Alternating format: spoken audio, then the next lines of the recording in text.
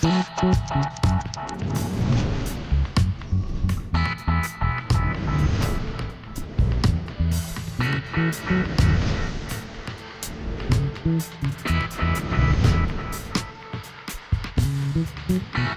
guys, and welcome to another huge episode of Triggered. Today we're going to do a deep dive into the state of California and how the California dream morphed into a Golden State nightmare. We'll look at the fire rebuilding, or should I say, the lack thereof. We'll look at the rising costs, insane fuel prices, the policy of failure, and everything in between. We'll be joined by Republican gubernatorial candidate Steve Hilton, a friend. You probably know Steve because he used to have a show on Fox News. He's been a business owner. He worked in government over in the UK, and now he's taking his mission straight to Sacramento to expose all of the far left failures.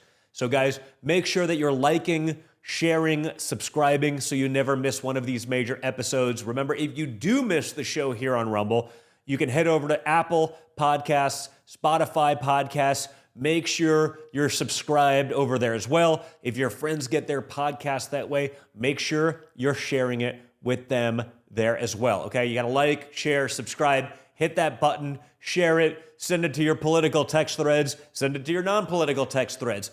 Get the message out. You guys are all a part of that. For all of the top headlines that we cover here on the show, go over, check out my news app, MXM News, like minute by minute, where you can get the mainstream news without the mainstream bias. And of course, be sure to check out our brave sponsors, people who have the guts to support this program. It matters. Show them some love. It's not that easy to do it, but they're on our side. Check them out. And we have a brand new sponsor, guys, Bearskin Apparel. For all of you feeling the cold mornings these days, windy days, or even surprise snow, Bearskin has you covered. And right now, Bearskin is running their biggest deal of the year. 60% off for this Black Friday and Cyber Monday.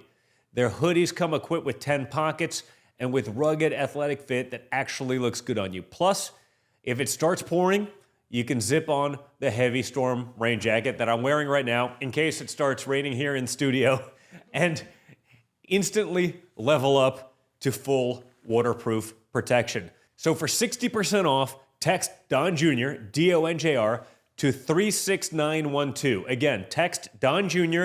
to 36912.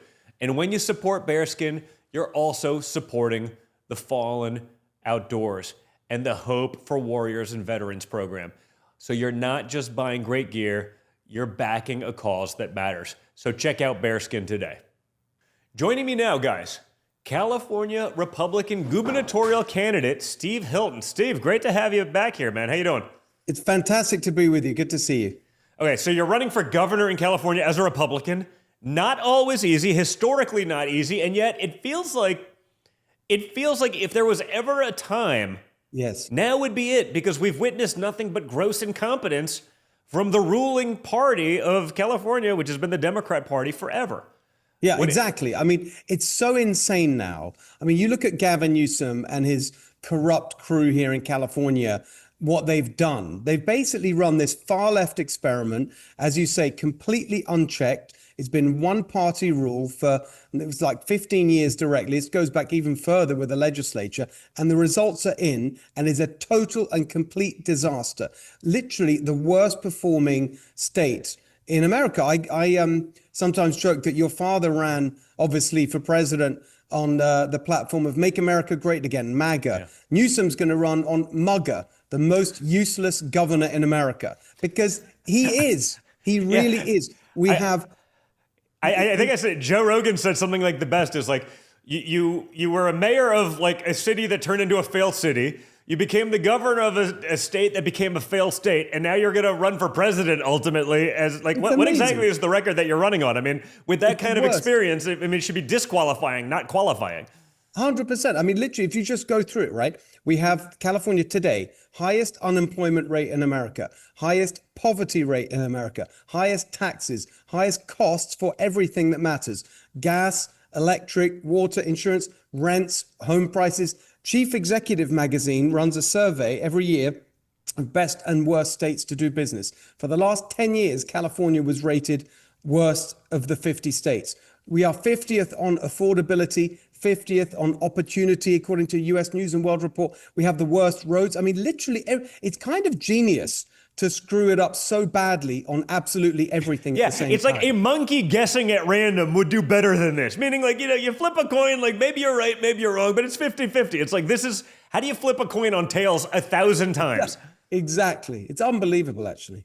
So, Steve, let's start with the devastating fires. Obviously, Pacific Palisades and the communities across the states, they face catastrophic wildfire risk. And yet, between environmental regulations and a bunch of other nonsense, they make it nearly impossible to clear brush, do controlled burns, or properly manage forests.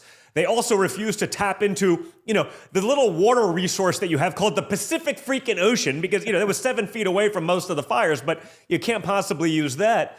Insurance companies are fleeing the state. To start, what is the status of rebuilding? Because it seems so dire there. It's a joke. It's a total joke. And it's a really good illustration of everything else that's gone wrong, because actually what it is when you drill down is this terrible combination of ideology, far left ideology, and just sheer incompetence. And it's both those things that are turning California into this disaster. So you look at the rebuilding, okay? So nearly a year ago now, it's 10 months, like last January, soon after the fires, Newsom went there to LA and he stood there in the ruins of the Palisades and he said, we're going to have a Marshall Plan to rebuild LA. That's what he said, a Marshall Plan. 10 months on, I was there the other day, barely anything is happening. Why? Because they just can't get it together, because they send everyone demented with the bureaucracy. So I've talked to homeowners there the whole time. You go to the building department every time, there's a different person, some new rule, some new ridiculous requirement. They won't give you a permit until you get insurance. The insurance won't give you that until you go and show you have a permit. I mean, on and on. Well, beyond, you knew what was going to happen anyway, because they were going to have to put up affordable housing on the most expensive real estate in the history of mankind. You knew they were going to do that because, of course, they were. So now you say people can't build back what they had because we didn't love the zoning code, so we're going to change it. So you're going to have to build back a lesser property, even if you can build it back. And if you do that, you're going to have to fund the housing for, because again, someone making $10 a year should be able to have waterfront views and big backyards. It's nuts. It's totally nuts. But the apartment thing is actually, again, an example of their ideology. So here in California, the way that we've grown and developed and to enjoy the weather and everything is single family homes, the suburban lifestyle. That's what families want when they have kids, a yard where the kids can play and enjoy the weather. They hate that. They've gone to war with single family homes. They hate the suburbs. They hate all of that. So it's all got to be density and infill development. And that's what they're pushing through, apartments in suburban areas. And they're using this as the test case for it. But that's not how people want to live in California. And it's driven by this climate insanity that says that if you build outwards rather than upwards, that's bad for the climate because people have to drive their cars and they want everyone to live in apartments with no parking and take transit. And I always say, is that how they live? Does Newsom live in an apartment? Is Nancy Pelosi now in her retirement going to be trundling around San Francisco on transit? Of course not. It's just elitism. They don't want it for what they have themselves. They don't want it for regular working people. And so you see that, again, the fire situation kind of illustrates what's going on all around the state. Well, in fact, we've covered, on this show, the scandal surrounding the state insurance commissioner, taxpayer-funded trips that have literally nothing to do with being insurance commissioner, basically lavish vacations. It's just corruption. How much of a crisis of leadership does California currently have? How much further does it go beyond this one guy that we've covered extensively because it was particularly egregious? But I'm sure there's plenty of this going on. Yeah, totally. And we just saw another scandal last week. Gavin Newsom's former chief of staff, Dana Williamson, she was just indicted, federal indictment on corruption charges, tax evasion, all these things, because it's the same mentality. It's this arrogance of the one-party rule. They think they're entitled to everything. They can dip into campaign funds and use it for personal expenditure. Actually, she was dipping into someone else's campaign funds. Javier Becerra. Because of course you would. Communists isn't going to dip into their own funds. They're going to dip into someone else's, Steve. I know. And then she's now saying that Newsom himself, she was they were asking her to get involved in some federal investigation of Newsom, which hasn't been confirmed. We'll see where that goes. The whole rotten system is corrupt. It's California, so it's going to go nowhere, even if he actually had something to do with it, which wouldn't surprise any one of us who's been watching for the last few years. Yeah, but there's this whole thing. There's this thing called behested payments, which is insane, where an elected official in California can just literally phone up whoever they want with business before the state, totally corrupt, and say, please give money to, I don't know, random example, my wife's nonprofit.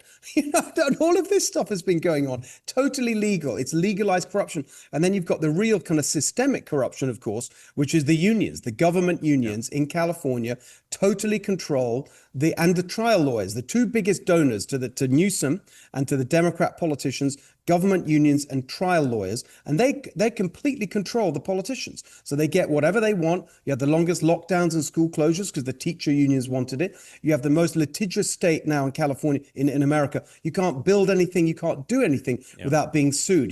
Back in the day, I mean, people know me from TV, but most of my career has been in business. In England, I used to run restaurants. You run restaurants in California, you're hit by these totally extortionate lawsuits called PAGA lawsuits, Private Attorney General Act, which is basically a license for lawyers to just extort money from decent businesses, and 75% of the settlement goes back to the government. It's just this legalized extortion, and that's what's going on here. It's everywhere you look, it's totally corrupt and totally failing. Yeah, and the person obviously involved with Gavin Newsom. I mean, I talked about it on the show on Monday, but I didn't even hear about it. Like, my team sort of flagged it, like, hey, by the way, did you see this? Because they're in there looking into the details on stuff that is not going to get any news coverage. I mean, I wouldn't have even known about it. And I literally do this for a living because they're going to cover up for that person. I have a feeling that if it was you, we wouldn't be getting that same kind of treatment. So imagine how much more of this is going on that's just never going to see the light of day, because they just be like, hey, maybe they tell them to stop. Maybe they say, hey, you can keep going as long as there's 10, 15, 20, 30, 50% for the big guy. But it's crazy. The fact that this isn't covered wall to wall. I mean, you have a person who's going to be likely, a leading contender for the Democrat nomination in 2028. This is one of his top, employees doing this in such a flagrant manner, and it's like crickets, nothing. Exactly, and that's because it's all part of this one-party rule regime. And Sacramento, I often say, I mean, you know it, you've seen it, and your father's seen it, and all the team going to Washington and battling the swamp. And we see now that that's really happening. The swamp in Sacramento, much worse, because at least in DC, you've had over the years, Republican administration, Democrat, at least some change up. Here in California, it's been a one-way street, left, the same people that just get held over from one rotten administration to the next one without any interruption. That's why I think really this is the moment where people are sick of it. There's a majority for change. You look at the polling, there's really big numbers now saying the state's going in the wrong direction. So I think this is our best shot to change it in at least 20 years. Yeah, I never thought of it that way, but you're right. When you have one party rule for so long, it doesn't even matter who the leader is. If the bureaucracy gets so entrenched because there's never been a change up, they do get a little bit more lax. They do start doing these kinds of things. There is going to be no check and balance. And so I imagine the problems really, accumulate and aggregate to where they got to be totally disastrous. Yeah, exactly. And they're so arrogant, they assume that they're going to be there forever, that there's nothing's going to happen. That's why they behave like this. And you see it, by the way, in that attitude with and one of the candidates for governor, one of my opponents, Katie Porter, in that meltdown interview she had the other week. Yeah, it's embarrassing for her and ridiculous the way she behaved, but actually the attitude that it was conveyed there, which is like, how dare you ask me questions? Oh, of course I'll win if there's a Republican. It's just this arrogance that they all have. Yeah, we should actually play the clip back for the people. We'll just put it in here now. You have it written and I'll answer it. And we've also asked the other candidates, do you think you need any of those 40% of California voters to win? And you're saying, no, you don't. No, I'm saying I'm going to try to win every vote I can. And what I'm saying to you is that... Well, to those voters, okay, so you... I don't want to keep doing this. I'm going to call it. Okay. Thank you. You're not going to do the interview with us? Nope, not like this. I'm not. Not with 7 follow-ups to every single question you ask. Every other candidate has answered our follow-ups. I don't care. I want to have a pleasant, positive conversation in which you ask me about every issue on this list. And if every question you're going to make up a follow-up question, then we're never going to get there. Ms. And Porter, we're just going to circle around. I am an investigative I have never had to do reporter. this before, ever. You've never had to have a end an conversation interview. with To end a an reporter? interview. Okay, but every other candidate has done this. What part of, I'm me, I'm running for governor because I'm a leader. So I am going to make. So you're not going to answer questions from reporters? Okay, why don't we go through? I will continue to ask follow-up questions because that's my job as a journalist, but I will go through and ask these, and if you don't want to answer, you don't want to answer. So nearly every. You're right. It was like, it wasn't, by the way, this is like Democrat regime media questioning, a leading Democrat candidate for governor. Like, it wasn't like it was hardball. It wasn't anything. And it was like, how dare you not just accept my non sequitur, my non-answer answer? They actually pressed. I think they've just never been pressed on anything before. It's like when I went on The View years ago, they were like, wow, you went, I was like, well, I don't know, like no one's ever gone on The View apparently and like pushed back, and they're so accustomed to just, getting whatever narrative they want, and everyone wants to come back to sell a book or whatever they're doing, so no one's ever pushed back. But when you do, you realize it's just a house of cards. They have no substance. There is no answer. There is nothing there. Well, that's why their entire campaign, whatever it is, right? You just saw it with this election rigging thing from Newsom.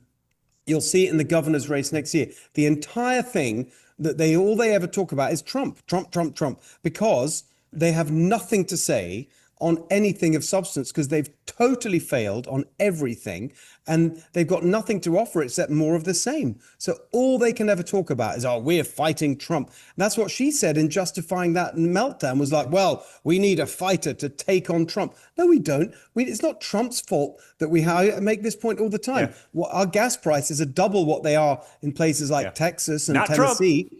But President Trump, the last time I looked, is also the president in those places.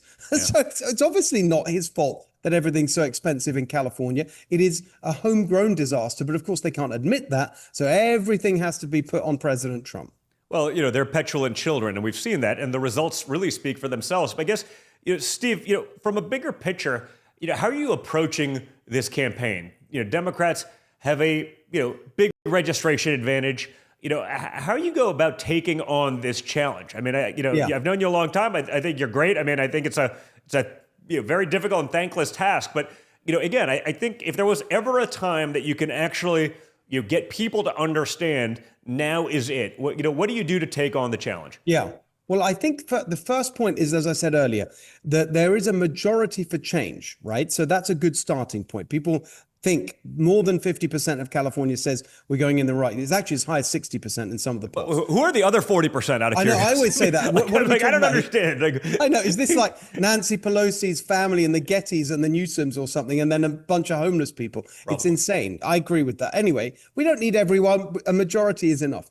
The second point is it's already a more Republican state than people realize. Yep. Even in the last governor's race, where you had a candidate that wasn't well known, didn't raise money, didn't even really campaign, they still got 40.7%, nearly 41%. Now that's not 50%, but it's not 20%. It's not nothing. So you're starting from higher than people realize. But the real point that is, excuse me, how I'm seeing the race is next year is a midterm election, obviously. And you tend to get a lower turnout. But actually, if you look at the numbers and you look at what we can expect in terms of the vote next year in California, by taking an average of the last two midterms, the total number of votes estimated next year is 11.8 million. So to win, let's just say just over half of that, the target number of votes for me, 5.9 million. So the reason that's important, you look at what President Trump got last year in California, for obvious reasons, didn't particularly campaign here, 6.1 million votes. Yeah. In other words, if everybody who voted for the president in California last year votes for me next year, I'll win with 200,000 votes to spare. Now, of course, we're not going to get everyone, but the reason that's important is it gives you a strong campaign strategy. For too long in California, I think Republicans here have believed that the way you win is to try and be some kind of Democrat light, some wishy-washy, watered down version of the GOP. And actually that hasn't worked. What you've got to have is a strong message that actually inspires people and gets them to turn out. And so I see exactly as President Trump has put together nationally, that multiracial working class coalition that is strong and clear, common sense. And that's why my entire campaign is like very direct. You know, we're going to get rid of the climate insanity so we can cut gas prices, $3 gas, cut electric bills by killing windmills and ending the solar subsidies and using natural gas, cut your electric bills in half, cut taxes, your first 100 grand free of state income tax, a home you can afford to buy, you know, really simple, but going directly at these people and just dismantling this far left insanity with a really strong, clear message. So, Steve, you know, I love that, and it makes so much sense. Hopefully, you know, there's enough people that have, you know, suffered under this failed leadership for so long that you get there. But, you know, on a personal note, what motivated you to do this, and you know, what's your story and, you know, personal connection to California? Because again, this not an easy task, and oftentimes probably a thankless task. And you know, you put the R next to your name in California, you're persona non grata. You know, how did this whole voyage start for you?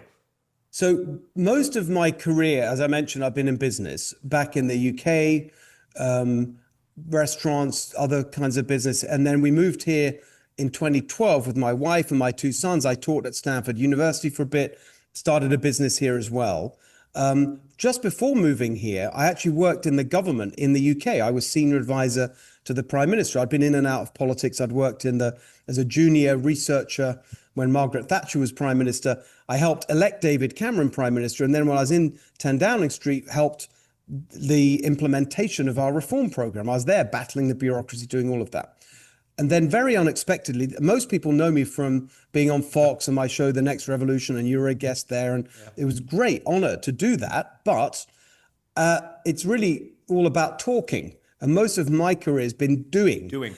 And as the years went on, I just got, I don't want to say frustrated, that's a bit negative, but I just wanted to do things again.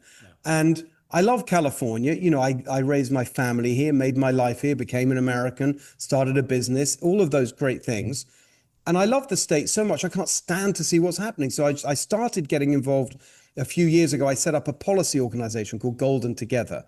And I started just getting back into the world of policy, right? You know, learning about why the housing situation is such a disaster, you know, putting forward solutions. And then I had this incredible meeting that really kind of tipped me over. It was about housing. I'd actually tried to put a ballot initiative together to cut impact fees on developers and get rid of the environmental lawsuits that mainly are filed by unions to block housing. Anyway, that didn't work. We didn't raise enough money. So I was in Sacramento trying to persuade lawmakers to try and implement some of this stuff. And I was in a meeting with a Democrat legislator from the state legislature. And this person was, you know, agreeing with me on all the policy stuff, said, yeah, you're right. This would be transformational. So I said, great, let's work together on it, you know, bipartisan, that'd be cool. And they said, oh, I couldn't say that publicly. I said, why not? I said, well, the unions would hate it. I said, yeah, but so what? You've just told me it would be transformational. And they said, yeah, but they waved their arm around like this and said, the unions run this place. And I just thought, no, like F that, right? This is America. We don't just put up with that. And it made me really determined to like fight back against this. And really that was the starting point before just, you know, thinking about it, talking to my family and then getting in the race. You know, so what kind of reaction are you getting from business leaders? I mean, for example, in places like Santa Monica, there's tons of vacant storefront. 3rd Street Promenade is a shell of what it used to be. How can you get that back on track?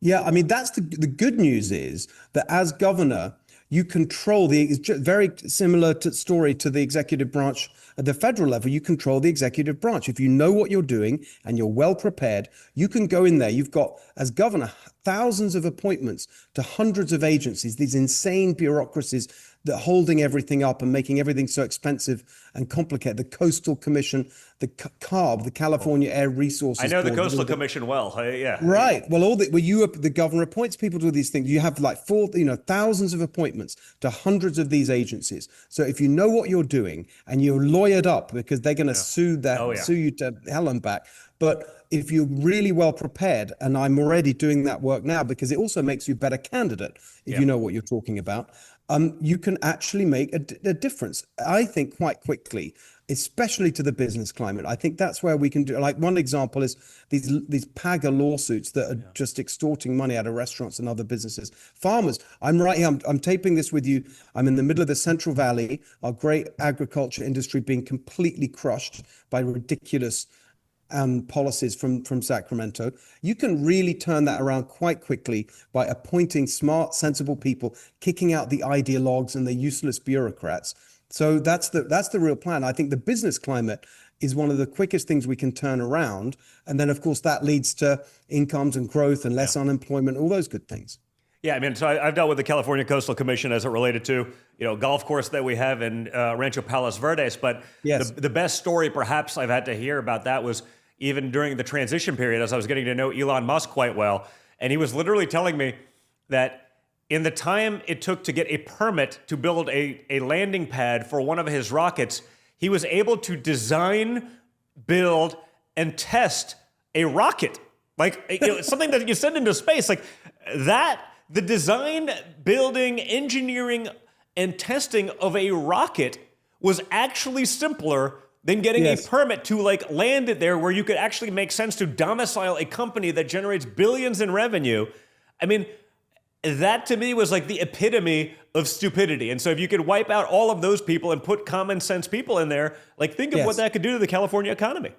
100%. I mean, that's what I'm really excited about. And that's what I know, that's why I think this is a good fit for me. I've got the business experience, the government reform experience, and the media platform. I think because you've got to tell the story about all of this. You've got to expose, just like with Doge, you've got to show the examples of the insanity. The other one is we built the Golden Gate Bridge in 4 years in the middle of the war. You can't build a house that quickly now in California. I mean, it's just insane. Yeah, well, I mean, listen, I think America's also experienced, hey, if you actually have a business guy at the helm, you can get things done. You're right. The difference between a talker and a doer. Trump was always a doer. He could also talk, but when you back it up with something, it's a big deal. If you've signed the front of a paycheck, not just the back, when you've had people's livelihoods, their families' well-being dependent on your success as a business owner each and every day, maybe you can probably accomplish a lot more than a bureaucrat who's had none of that, who's just spending other people's money all day long. And it's the attitude and the mindset. Like my first job, I was much younger, but my first real job was project manager for a construction company, actually, in London.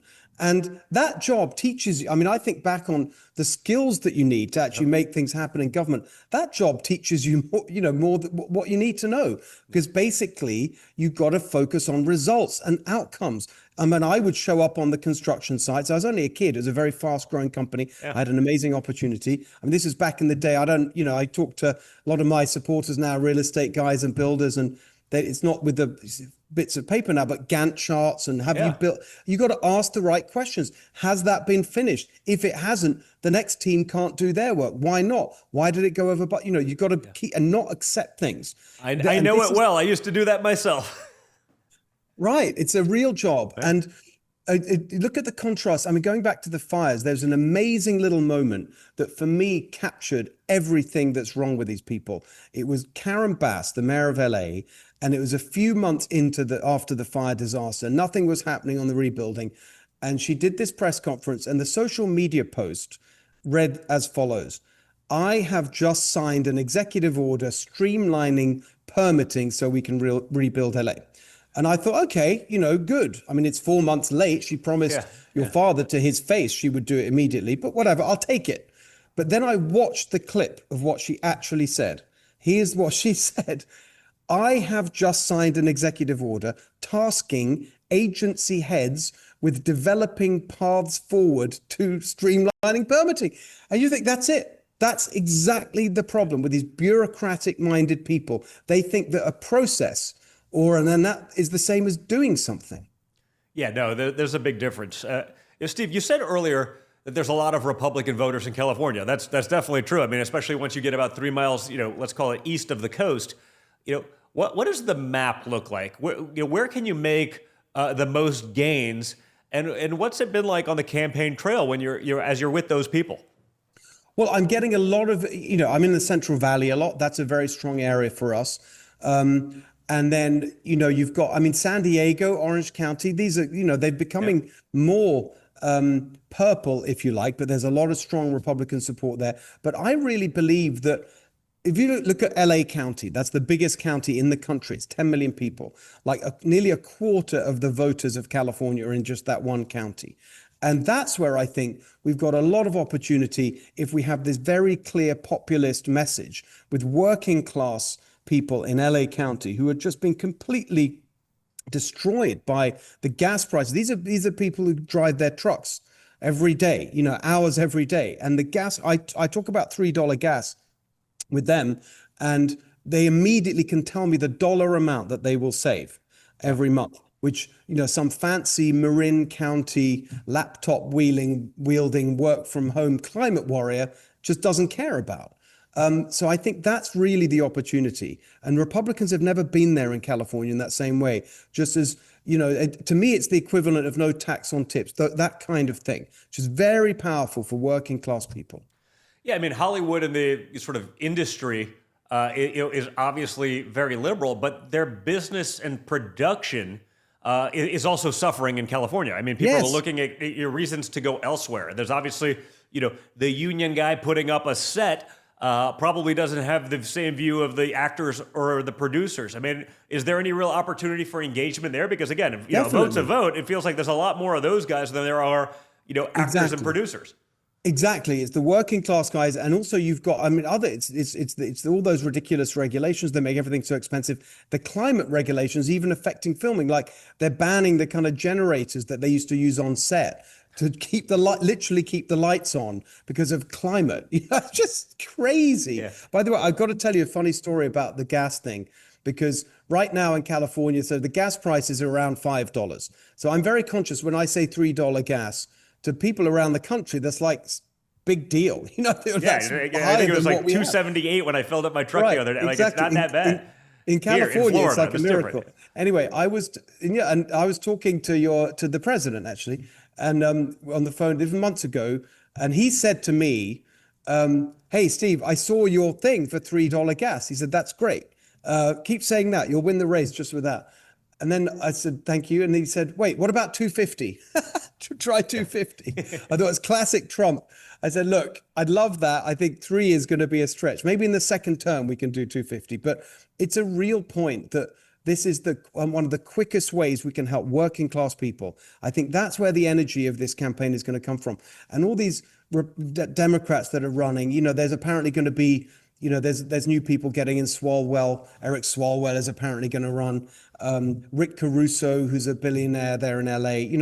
I just think that a Democrat, they're not going to challenge the ideology, the climate ideology. Of course not. They've pushed it their whole careers. They've been funded by that nonsense. It's how they got elected in the first place. Exactly. There's plenty of moderate Democrats around America, as voters, but they have no representation because you can't get elected into a national office or even a statewide office without the help of, the radicals and, on the coasts. You're not going to do that. You're not going to get the Soros money needed to win as some of these, congressional races, unless you're like, hey, defund the police and let's have some radical transgender DEI hire, that was a former social worker be the chief of police. Like, you just can't do it. Exactly. And by the way, that's a great, point, which is on top of all these disastrous kind of practical economic things going on, you've got all the woke stuff still, the biological boys and girls sports. Just the other week, that story in the LA gym where a woman was complaining because a biological man was in the locker room and she was the one who was kicked out. There's all that. The people that bitch about victim blaming a lot seem to really blame the victims. Imagine another time in history where that would be the outcome. Imagine another civilization that could survive with that mentality. It's nuts. Yes, exactly. And it's in the schools, the parents just, completely, again, you talk about working class voters and Latino voters, particularly the kids coming back with going on about all these different genders and they hate this stuff. They really do. And I think if we just give them that glimpse that it doesn't have to be like this, that you don't have to put up with this nonsense, that we really can have something just normal in California, I think people are really going to go for it. I mean, the truth is that because we have this very messed up system in California, this top two system, so you don't have a Republican primary, Democrat primary, all the candidates are on the same ballot. And so right now, I'm sort of navigating all of that because we've got to have a Republican in the top two. There have been races in California where you end up with two Democrats in the final. And so that just ends up being a race to the far left. So that would be a disaster. So we've talked about, gas prices, but, beyond that, what's the most important way life in this state will tangibly improve for the average family if you're governor? Well, I think that it will be, I think it's the cost of living, honestly. I mean, that's just one example, but you've got electric bills and food price. I mean, all of these cost of living issues. Remember, it's the most expensive in the country right now. That is the most tangible thing because so much of that is driven by energy costs. And that's something we can turn around very quickly because as governor, you can reverse what Newsom's been doing, which is shutting down the California oil industry so that now we're importing oil from halfway around the world, including ludicrously from the Amazon rainforest. Newsom's just running off to the Amazon, preening in front of the global climate elite. Meanwhile, because of his policies, California is buying half the oil that is drilled in the Amazon rainforest. I mean, you can't make this stuff up. So that is something that can be reversed pretty quickly to increase California oil production. Yeah, you actually have a lot of oil production. I know guys that are and they're like, I'm an oil guy. I'm like, so where in Texas are you from? Oklahoma. They're like, no, I'm from California. I'm like, wait, what? You actually have a lot, like literally under your own ground. You could just utilize that, but no, instead they're going to deforest the Amazon, which I'm sure the average libtard over there probably isn't a fan of. I'm not even a fan of. And yet they're doing it anyway because, one is virtue signaling. The other would actually create great hardworking, jobs for Americans. It's nuts. It's totally nuts, and it leads to the high prices, but also the destruction of these jobs. I mean, I'm in Bakersfield, Kern County, all around there. The heart of our energy industry, and they're just every time I go back there, and I spend a lot of time there, and I talk about the number, how many barrels and millions, hundreds of thousands of barrels are being produced. Used to be millions. Now it's every time I go there, it's fewer and fewer, and the percentage of our what we use that we produce in state goes down and down and down. Now we're down to nearly 80% imported. When it used to be the other way around. Most of what we used, and not that long ago, just a couple of decades ago, but since this war on fossil fuels, they've just shut down the industry. But we're not using much less, hardly any less actually. It's just that we're importing. The number one source of oil for California now is Iraq. When it used to be California. And they're bringing it across the ocean in these giant super tankers spewing out carbon emissions. It's so insane. The other thing now, because they've reduced it so much, the refineries in California, which are built to refine California crude, are actually losing the business. So they're shutting down. So now we have to import finished refined gasoline. Guess where that's coming from, among other places? Turkey and India. And guess where that's coming from? Russia. So Gavin Newsom, lecturing us all the time about Ukraine, ends up, because of his climate policies, partly funding Putin's war machine. I mean, all of it is insane. Yeah, I mean, the refinery shutting down is a really big deal. I know this text. I know the oil industry fairly. I think we haven't built a new refinery in America since 1977. Wow, I didn't know that. I was born on New Year's Eve of 1977, and I'm not a young man, unfortunately, anymore. But I mean, think about that. But we could actually drill crude in Texas where you can do it. We ship it abroad to be refined and back to the United States. Rather than just building a refinery there or utilizing the existing refineries that we had, they're shutting them down, which, again, if we've learned anything over the last few years is we need supply chains. We need to be able to do these things. We can't be dependent, especially when, whether it's Iraq or Iran or Venezuela, not exactly our friends. So, if and when the crap inevitably goes down, are they going to be reliable partners with us, or will China show up with a briefcase of cash and control their oil reserves for the rest of the eternity? I mean, it doesn't make any sense.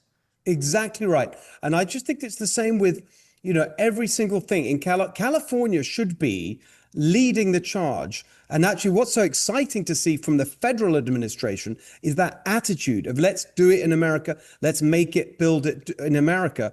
And actually, what's happening in California in relation to that is a perfect example of what's gone wrong. So you're seeing now, because of what's happening from the federal government, from the Trump administration, massive investment in manufacturing, all these things. Bay Area companies, California companies like NVIDIA, just announced at the White House a few months ago, a huge investment in America, $500 billion.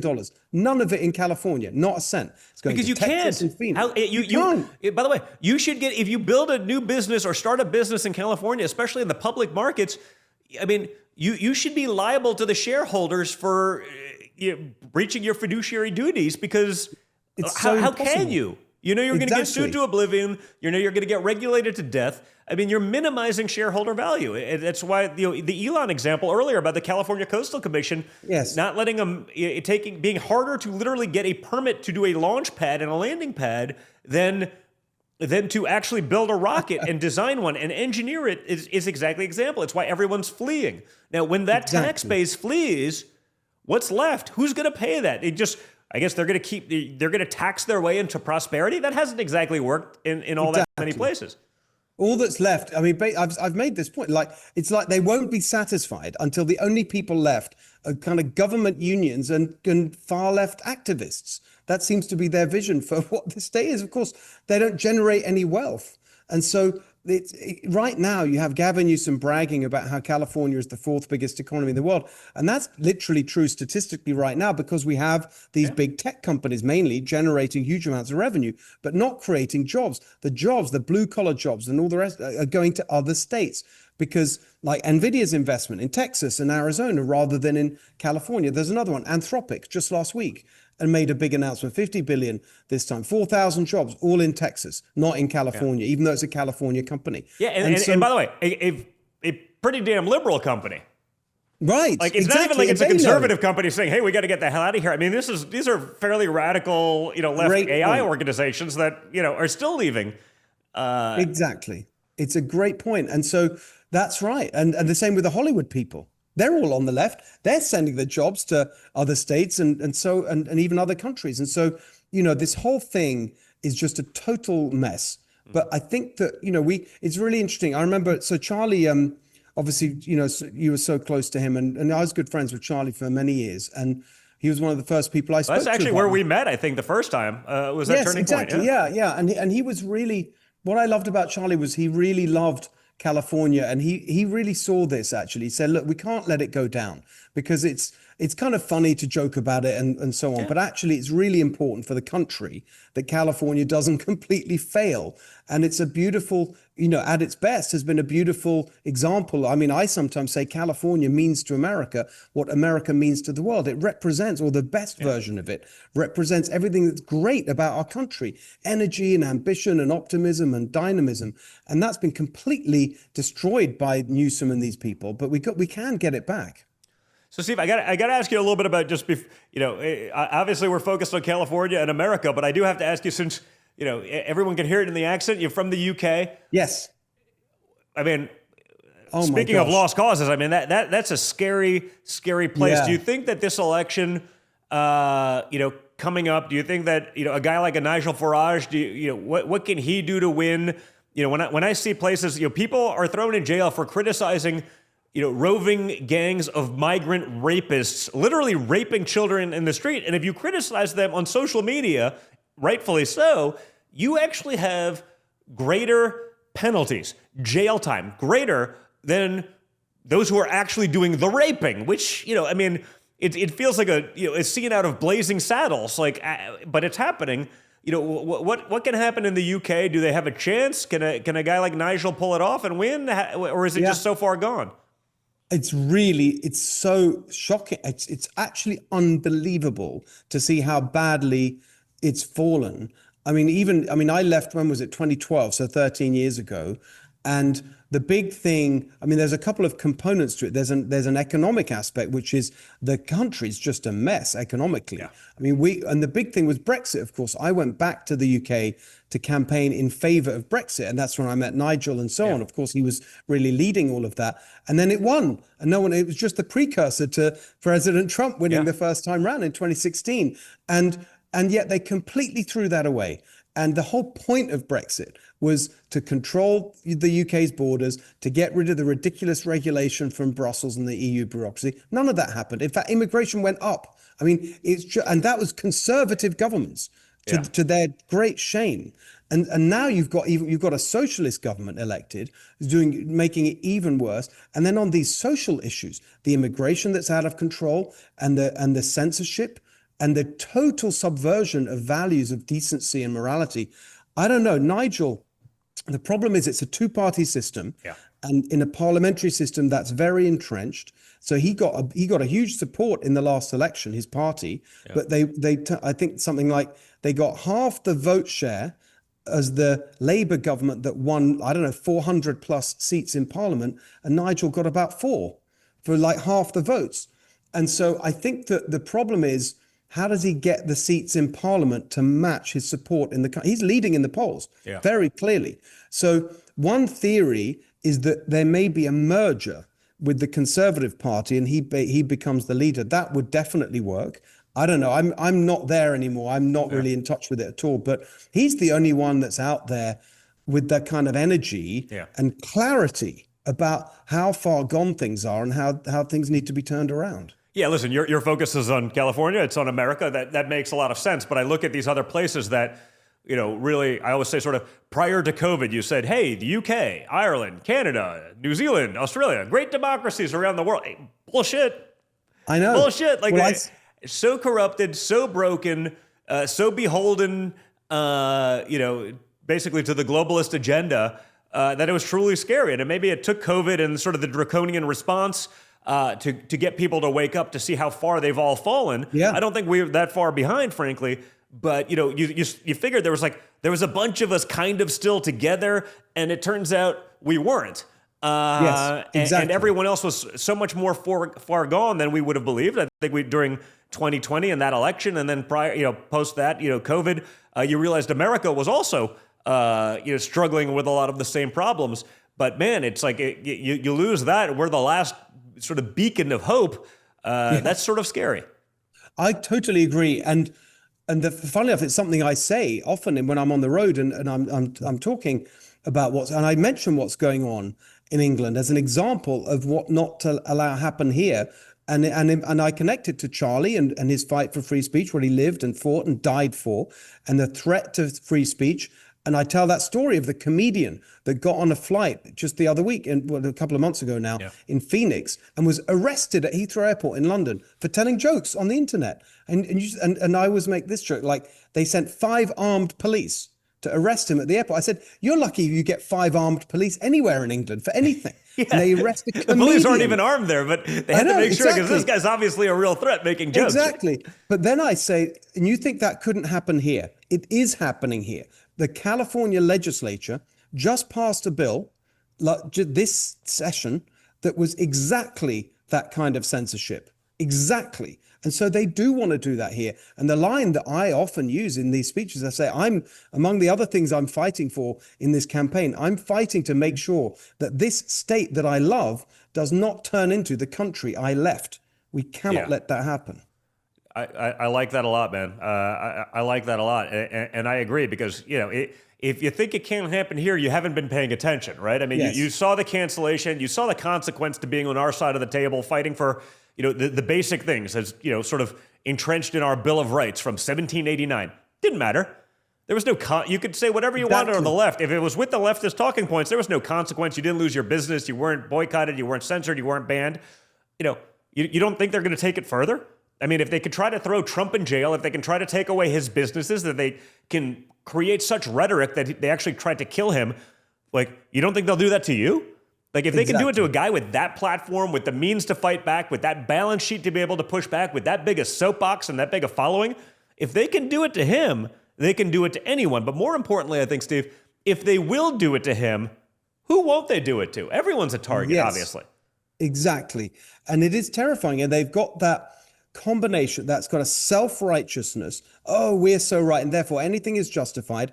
And the totalitarian impulse and that's in them anyway, because they hate freedom. They hate free enterprise. They hate free society. They want to constantly boss you around, tell you what to do, run your business. You know, here in California from morning to night, now, what kind of house to live in, what kind of car to drive, you know, how to raise your kid, how to cook your food, no gas stoves, all of this nonsense. You know, their impulse to totally take over is incredibly strong.